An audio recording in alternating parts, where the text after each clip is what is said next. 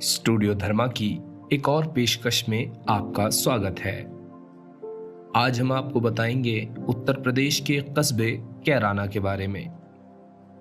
आज के कैराना को देखकर भले ही ये अचंभे की बात लगे, लेकिन इस जगह का इतिहास सदियों पुराना है।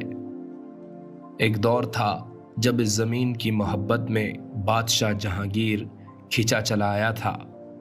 यहाँ का नवाब तालाब और उसके किनारे लगे बाग जहांगीर को बेहद लुभाते थे।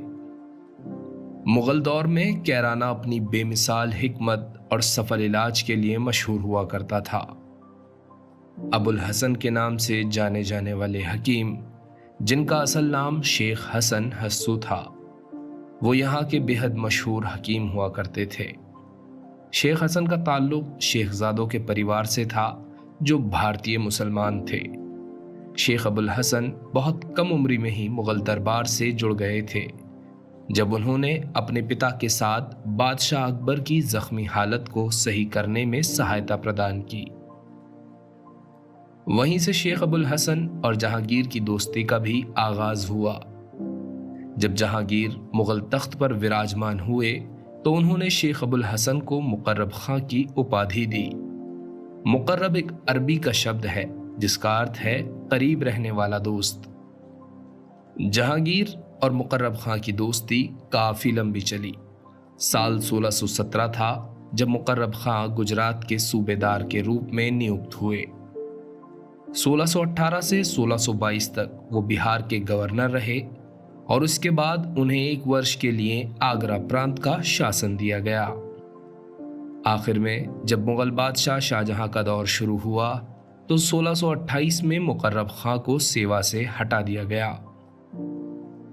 सेवानिवृत्त होने के बाद वह कैराना आ गए और अपना बाकी जीवन यहीं गुजारा। सक्रिय सेवा में रहते हुए मुकर्रब खां ने अपने गृहनगर में कई संरचनाओं का निर्माण कराया। निर्माण में न केवल नई इमारतें बल्कि पुरानी इमारतों और बैठने के लिए अन्य स्थानों का नवीनीकरण भी शामिल था, जो जरूरी भी थे, जैसे कि झरोखा और एक सार्वजनिक दर्शक हॉल। मुकर्रब खां ने कैराना के परगना में उद्यान की स्थापना भी की।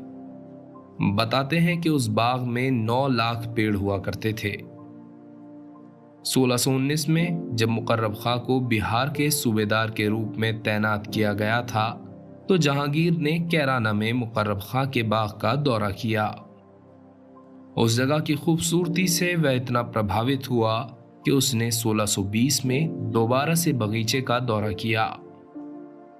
इस बारे में जहांगीर की आत्मकथा तुज़ुक-ए जहांगीरी में स्वयं सम्राट जहांगीर ने लिखा है कि शेख बहा का पुत्र शेख हसन, जो बचपन से मेरी सेवा करता रहा, उसकी सेवा से प्रसन्न होकर मैंने उसे मुकर्रब खां की उपाधि दी। नवाब तालाब के बारे में पुस्तक में लिखा है कि इसमें स्वच्छ जल यमुना नदी से एक ओर से आता था तथा दूसरी ओर से जाता था। इस तालाब के चारों ओर बाग था, जिसकी सैर के पश्चात मन खुश हो जाता था। जहांगीर अपनी कैराना यात्रा के बारे में विस्तार से लिखते हैं।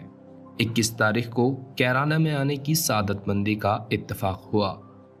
परगना से मुकर्रब खां का ताल्लुक है। इसकी आबो हवा मोतदिल है और कैराना की जमीन जरखेज है। मुकर्रब खां ने वहां बागात और इमारात बनाए हैं। जैसा कि मैंने अक्सर उनके बागीचे की तारीफें सुनी थी तो दिल में इस बाग की सैर करने की ख्वाहिश पैदा हुई। हफ्ते के रोज जब तारीख 22 हो गई, मैं घर वालों के साथ इस बाग की सैर से खुश हो गया हूँ। वाकई ये बाग बहुत उम्दा और पुरलुत्फ है।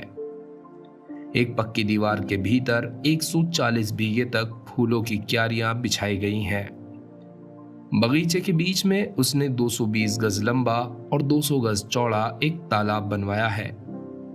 तालाब के दरमियान में सुफ़्फ़ा-ए महताबी, चांदनी रात में घूमने फिरने के लिए एक चबूतरा है, जो कि 22 गज मुरब्बा में बना है।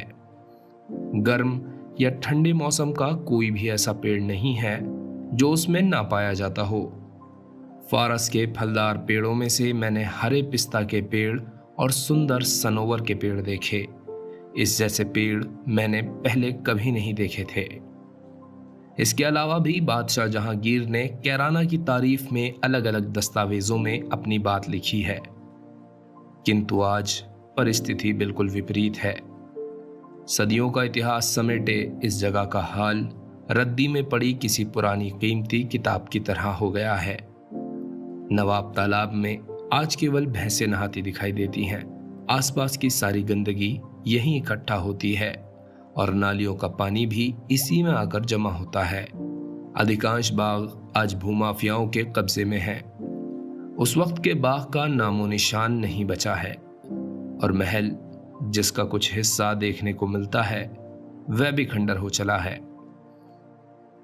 इसी तरह के ऐतिहासिक स्थानों से जुड़े किस्से कहानियां आपको मिलेंगे हमारे इसी पेज स्टूडियो धर्मा पर। वीडियो अच्छा लगा हो तो लाइक करें, अपनी राय हमें कमेंट में जरूर दें। फॉलो करें फेसबुक पेज स्टूडियो धर्मा को और सब्सक्राइब करें हमारा यूट्यूब चैनल।